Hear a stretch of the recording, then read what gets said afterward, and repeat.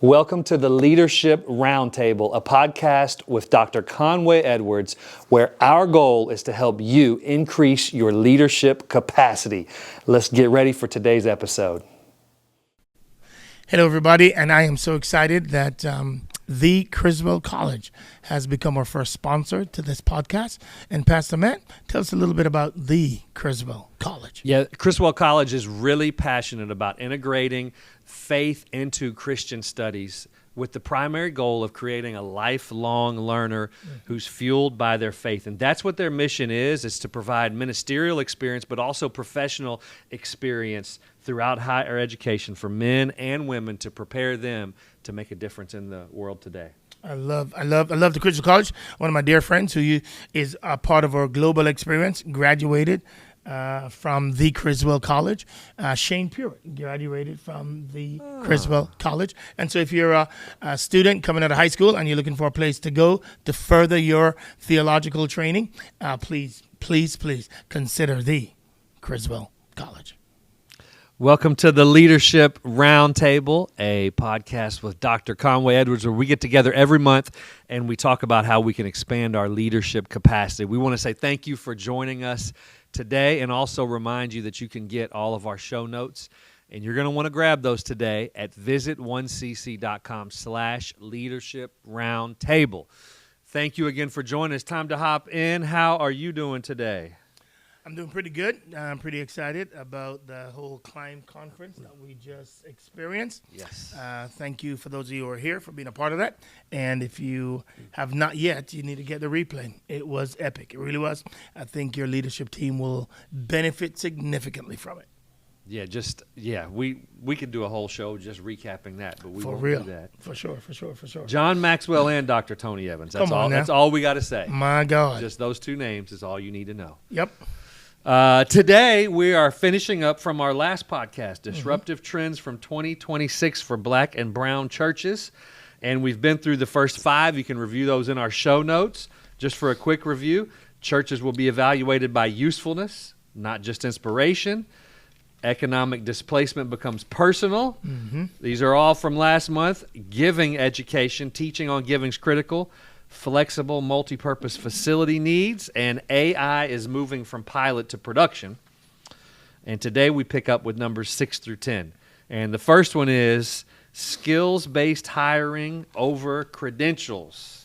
Well, before we even go there, I think it's important to ask yourself why you need to understand trends. As a leader, whether you're in the kids ministry, or you're in the student ministry, you're in the seasoned saint ministry, you're in adult ministry, wherever you are, one of the things you have to do as a leader is to make sure you're processing where we're going to be in the future and how do you position your ministry, your organization, your church, your company to really be in the right position to take advantage of the cultural trends that are taking place across our country, literally, and across the world. Another way to ask and answer the question is, how do you avoid just being another church?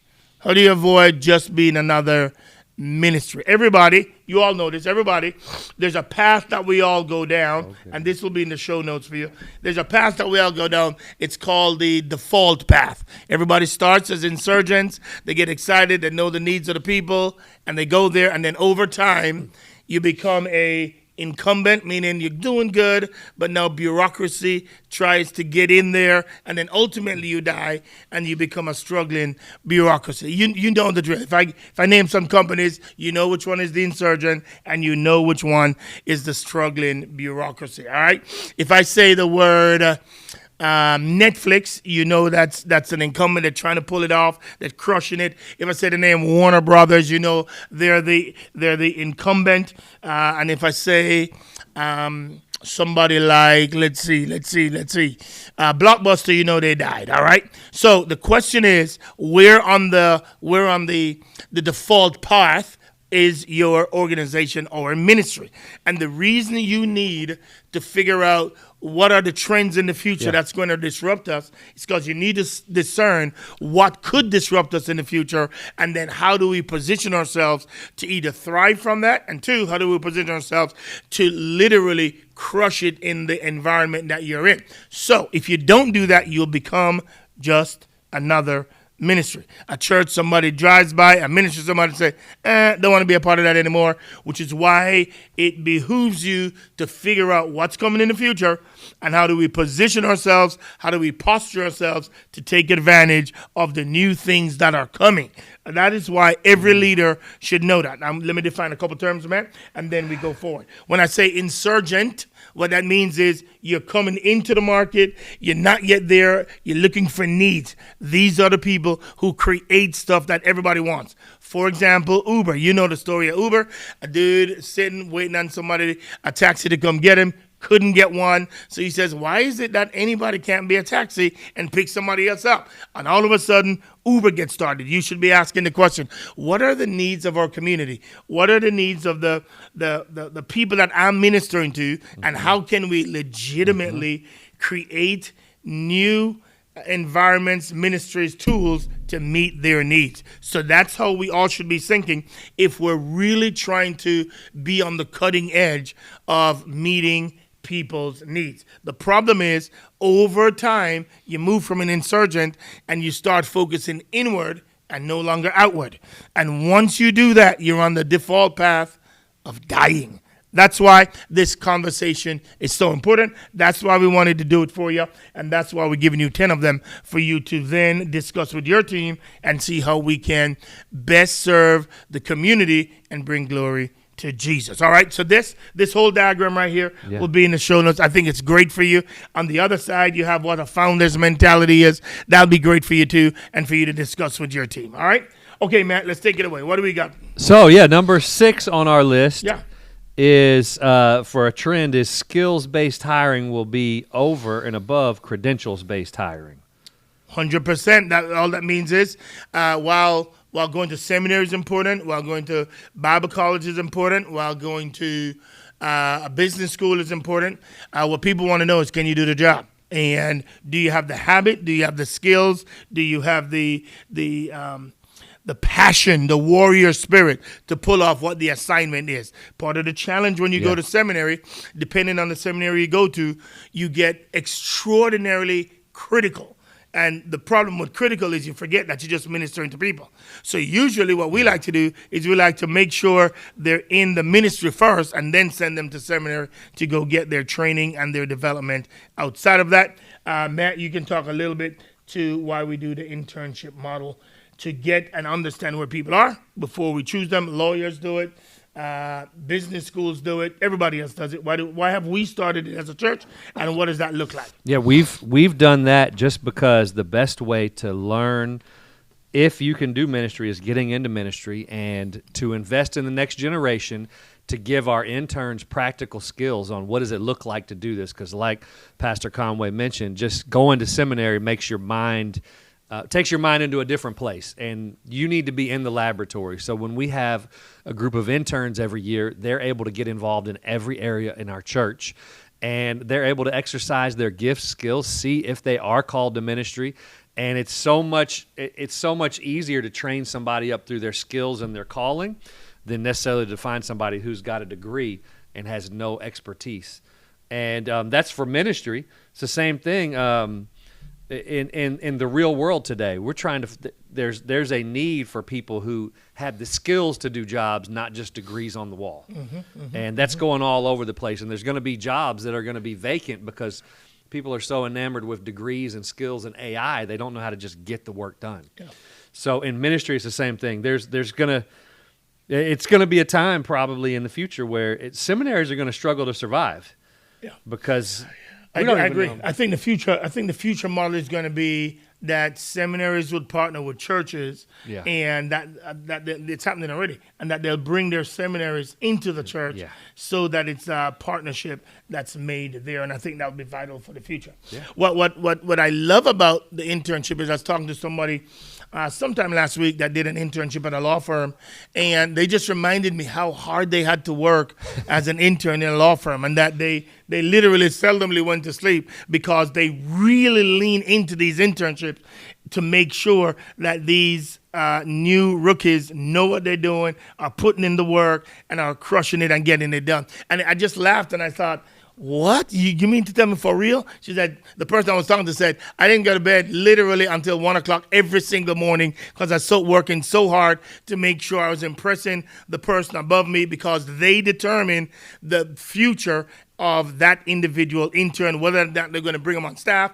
whether or not they're going to recommend them to a law firm, all of that. And so it's just so funny to see. And I thought about our interns, man, and say, I don't know that a lot of them going to bed at 1 o'clock in the morning. Well, I think all the new interns in the room are having some second thoughts right now. Right.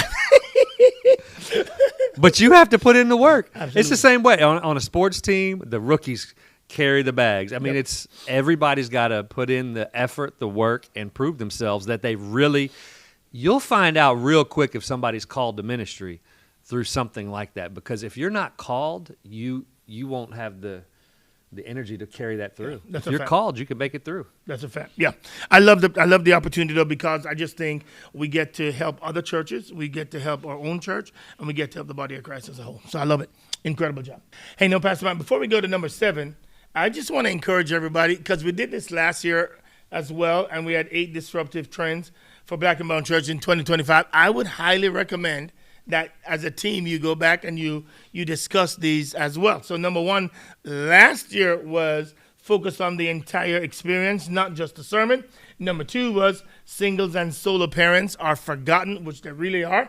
Number 3 then was how is AI going to impact the church? Number 4 was the lost art of volunteerism. Number 5 was focus on the 167 hours of your congregation, not just the hour during Sunday morning. Number 6 was leading your church, not just shepherding and feeding your church. And the last one was the rising need for church court. Now, that's a fascinating one. If I were you, this is a great one as well, because I still think they're impacting the local church. So here are 8 disruptive trends for Black and Brown churches from 2025. I think you should process, how does your church process those and come up with strategies to minister more effectively in 2026. All right, take it away, really Matt. good. Let's All get right. back to We're this. on number 7. Number 7 is there's going to be a strong craving for authenticity and intentionality, because more than half of our congregants experience moderate to extreme stress daily. Mm-hmm. So they need authenticity and intentionality to make it through that. Yeah, I think oftentimes too many pastors enjoy people thinking that they're perfect. They enjoy, I don't know why we enjoy it, because everybody knows it's not true. But I think there is a sense of, I've got to be the model in every area, as opposed to there's some areas where I might be better than you, and there's some areas where you might be better than me. But I think it ought to be very normal from the pulpit, as well as from your interactions with people, where it becomes just a regular habit, where you show some of your flaws, some of your weaknesses, and some of the difficulties and some of the struggles you have. I think the body desperately needs it in light of how many people are falling, pastors that is, are falling in ministry. I think people need to be aware, and I think we need to make sure we're telling on ourselves early and often, so that we kind of normalize our desperate need for Jesus, as well as everybody else's desperate need for Jesus. I think that's hugely important for the next generation, and too many pastors don't do it, and I think it should be normal. Andy, what are your thoughts on that? Well, my question for you is if a pastor knows or a leader knows they haven't done that, they've created too perfect of an image, where do they start? Where do they find community? How do they start sharing and not scaring everybody? How do they start that? Yeah, I think you have to start in your own small group. I think you have to start in your own family. I think your kids need to know that you're not perfect. I think you need to walk with them during their journeys. That is your kids, and then share your own failures as much as they share their failures or they experience that. Then I think you need to do it with a group of guys or a group of ladies, and just share your heart. Just share where the struggle is. The more you normalize it there, the more you'll normalize it in church experience. And I think to not do it is to set yourself up for failure, because then everybody thinks you just have it all together, and everybody knows we don't. That's why everybody needs help. So I think that's vital.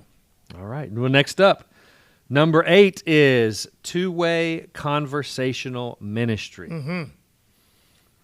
Read that 14%. Oh, yeah. 14% of Christians in the U.S. say their church gives them a place to ask their most pressing spiritual questions. That means 86% don't feel like they have a place to ask those questions.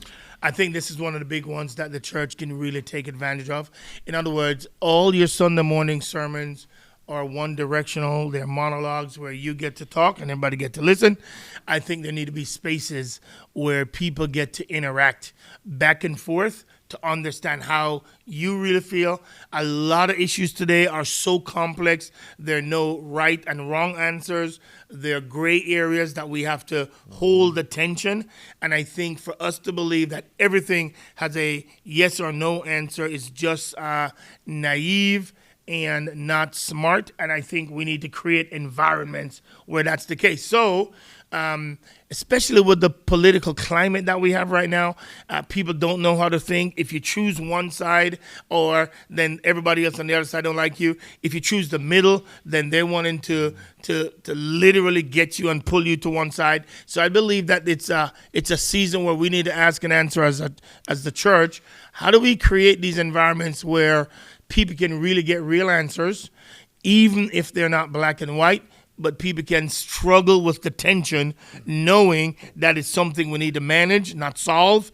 And I believe that if it does not happen, then people's algorithms will disciple them more than the Church of Jesus Christ. And so we must ask, how do we create smaller environments where people get to wrestle with issues openly, respectfully, in a God-honoring way?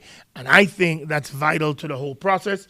I think we do it with our pain-free dating for singles. That's what I was thinking of. Yep, I think we do it there where people get to ask questions and you're no longer the sage. You're just trying to help people navigate issues. I think that's huge. It's been wildly successful for us to do a Zoom call every third Thursday, I think it is. Yep.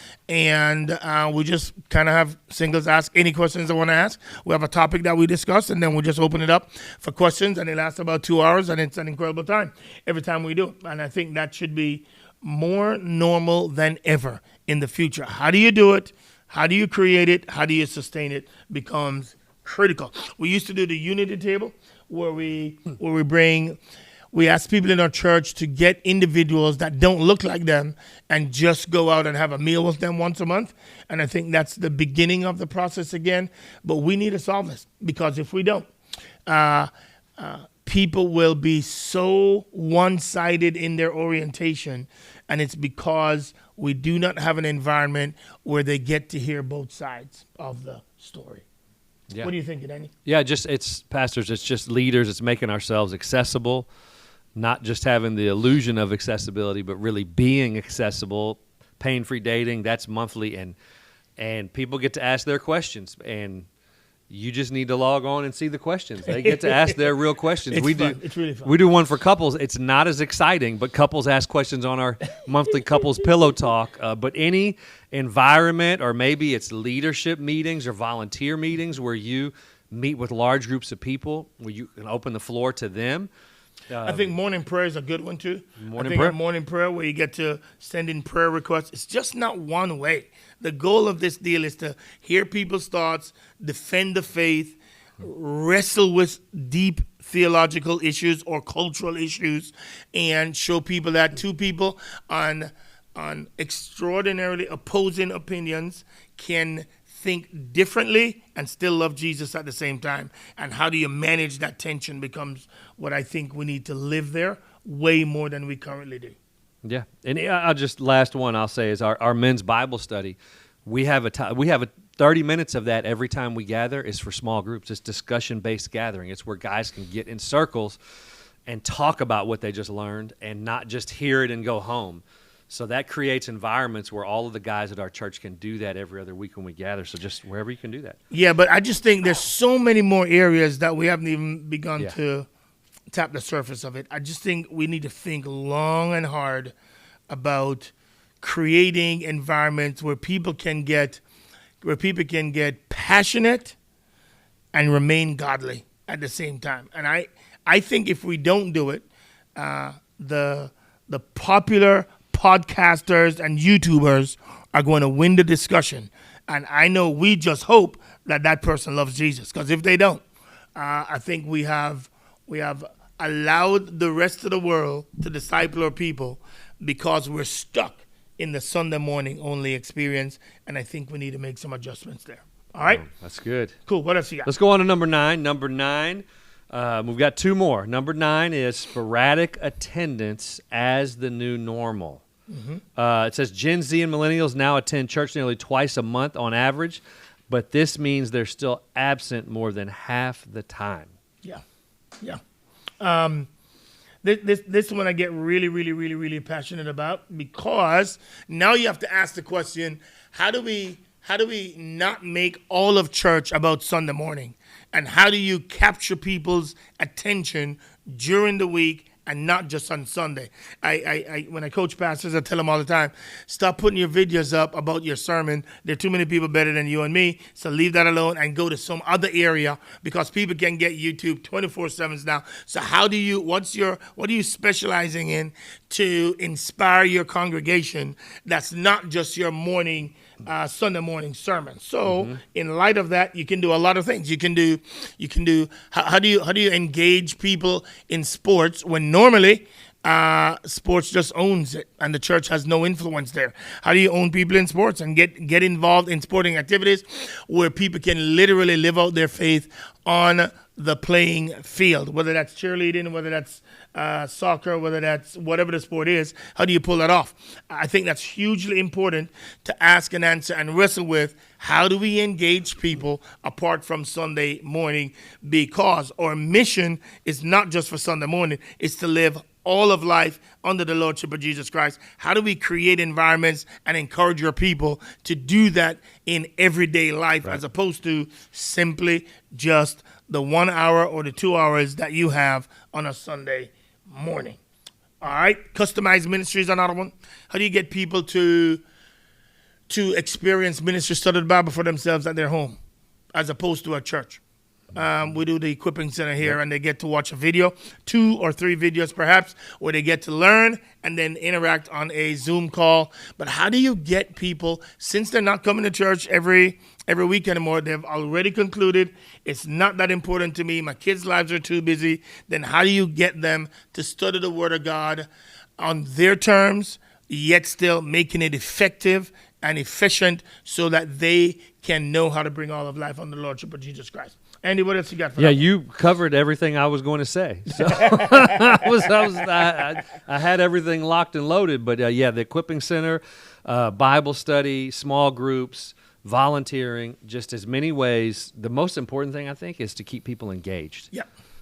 We can't control the attendance, but we can work with the engagement and make sure their hearts are still at their church home. That's always because the key to commitment is engagement. You got to engage people. And the more you engage them, the more they'll be involved and passionate about what they do. It is our job, man. It is our job to inspire people to want to, with everything they have, give their lives for the sake of the kingdom of God. Corporate America does it when those individuals that go to your church give their lives to corporate America. The reason they do that is because they inspire them to do it. I believe that the church needs to reimagine how do we inspire people to be fully engaged in the things of God. And I think that depends on our thinking creatively about how to engage these people.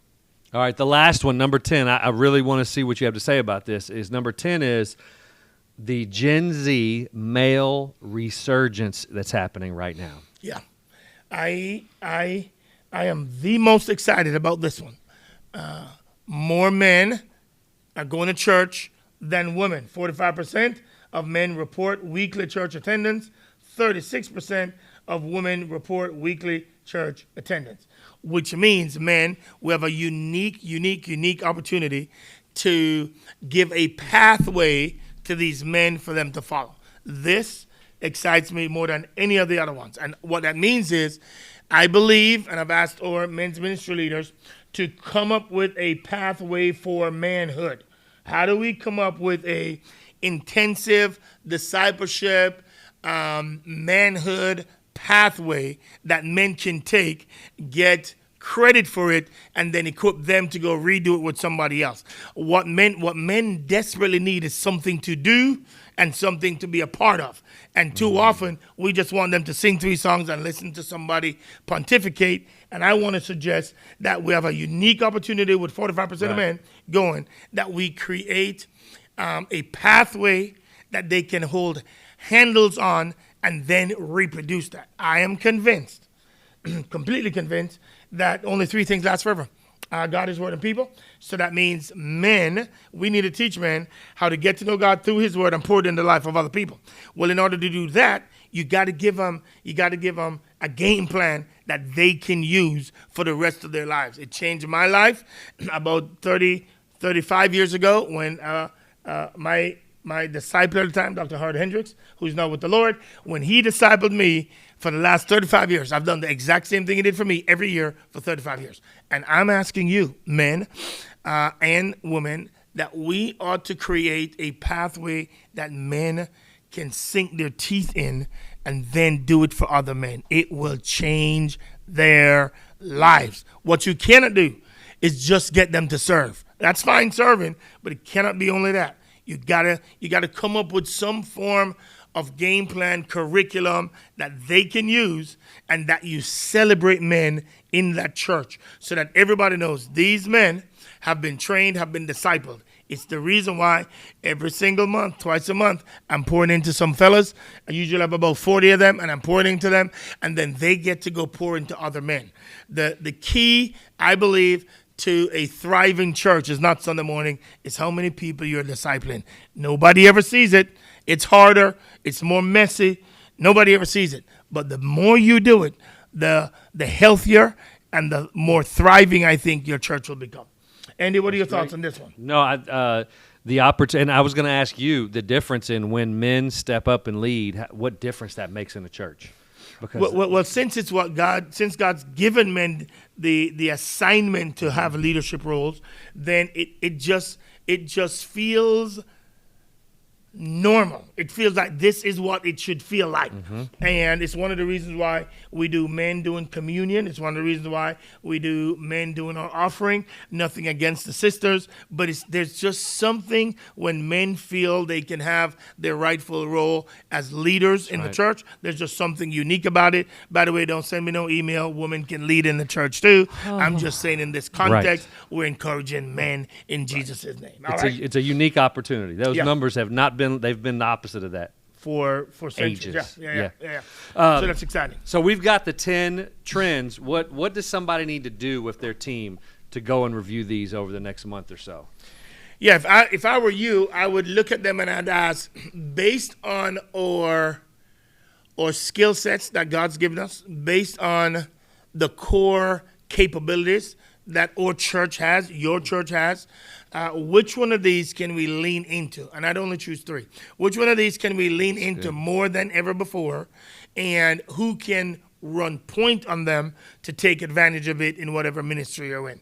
So I would select 3 based on your core competencies and capabilities. And then I'd say, let's run hard, explore, investigate, research these 3 even more, and then ask, how come fall can we take advantage of these opportunities that are showing up at our church's door? That's really good. Make sense? That's really good. Cool. They can get this on the webpage. Visit 1cc.com/leadership roundtable. So you want to grab all those resources. But make sure you get the one that's for 2025. Make sure you get the one for 2026. And this one's so huge, y'all. This could be a podcast all by itself. But how to avoid being just another church. This is your default path.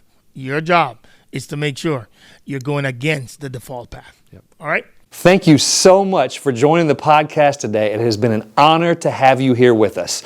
Now, just want to remind you that all of the resources we talked about today are available online at visit1cc.com/leadership roundtable. Now, if this has been helpful, leave us a review, go out there and hit subscribe, and more importantly, share this with your team so that everybody can grow. We can't wait to see you next time.